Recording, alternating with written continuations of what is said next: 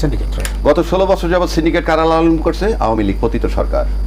মুন্সি সাহেব, উনি টিপু মুন্সি, উনি বলতেন যে সিন্ডিকেট আমরা কিছু করতে পারতেছি না, পরিষ্কার বলছেন।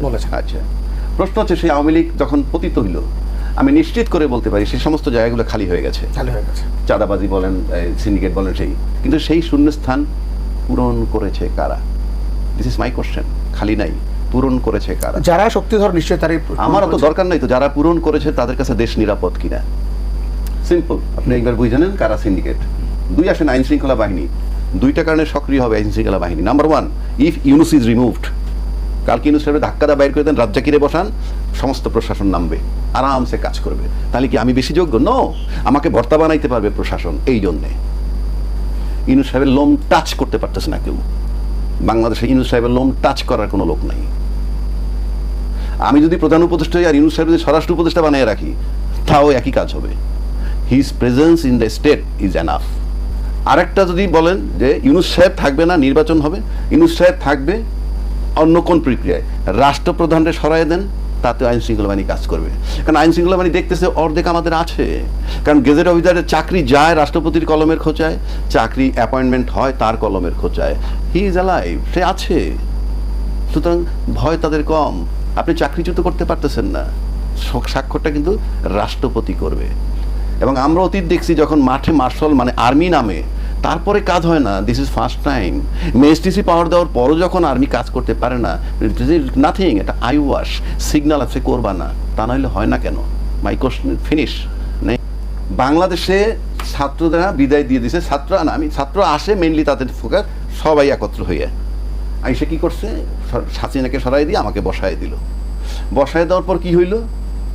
সেকেন্ড ধাপটা আসলো যে রাষ্ট্রপতিকে সরাইতে হবে, কারণ তো মসজিদের ইমাম না, আগেও বলছি এখনো বলছি। সে হলো দোসর।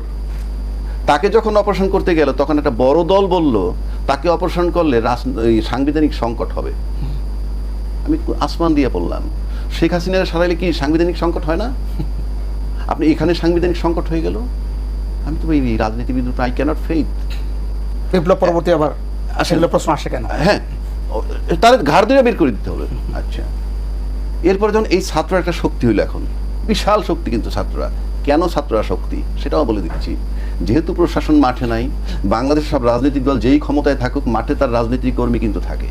তার মানে রাজনৈতিক যে দলটা ক্ষমতায় যায়, তার মাঠের শক্তি তার কর্মী বাহিনী। ইউনুস সাহেবের সেটা নাই। তা আপাতত ইউনুস সাহেব না বললেও এই ছাত্ররা তার পক্ষে কাজ করবে। এই জন্য করবে, ইউনুসের নিয়োগকর্তা তারা। এক, দুই, প্রশাসন ইউনুস সাহেবের নন কোঅপারেট করে। অ্যাবসোলুটলি। শেখ হাসিনা ওভারসিজ বৈশা যখন বলছে 2 মাসে ফেলে দিব, পুলিশের উপর একটা আস্থা আসছিল পুলিশের, আমাদের উনি ফেরত আসতেছেন।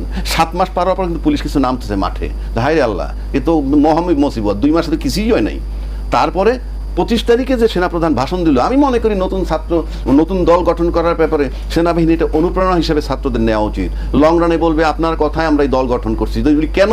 আপনি বলছেন স্বাধীনতা সার্বভৌমত্ব বিপন্ন হতে পারে, এবং বলছেন যে আপনার কিছু করার থাকবে না। তো আপনি যখন কিছু করার থাকবে না, তখন আমার সমাজ গড়ে তুলতে হবে। সুতরাং এই ছাত্ররা সেই জন্য গড়ে উঠছে।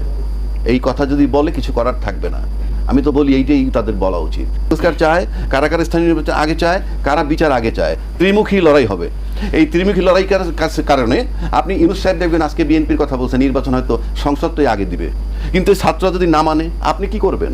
রাজনৈতিক অধিকার তার। কারণ আমি এই ছাত্র দল করবো তা না, আমি মানসিকভাবে তাদেরকে সাপোর্ট করি। এই কারণে একটা ফ্যাসিস্ট সরকারের বিরুদ্ধে একটা রাজনৈতিক শক্তি দাঁড়াইছে।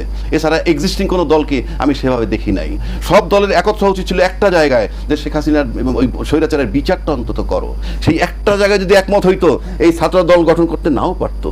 সুতরাং এই ছাত্র দল গঠন করার দায় ওদেরকে নিতে হবে, যারা এক্সিস্টিং দলগুলো ছিল। সুতরাং এটার দায় তারা। এখন ইউনুস সাহেব যদি নির্বাচন দেয়, আমি মোটামুটি নিশ্চিত নির্বাচন হওয়ার সম্ভাবনা খুবই কম। কারণ 3টা ফোর্স প্যারালালি চলবে।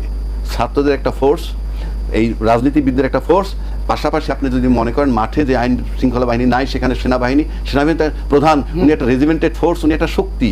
ওনার এই 3টা সমন্বয় না হওয়া পর্যন্ত আপনি বাংলাদেশের নির্বাচন অনিশ্চিত।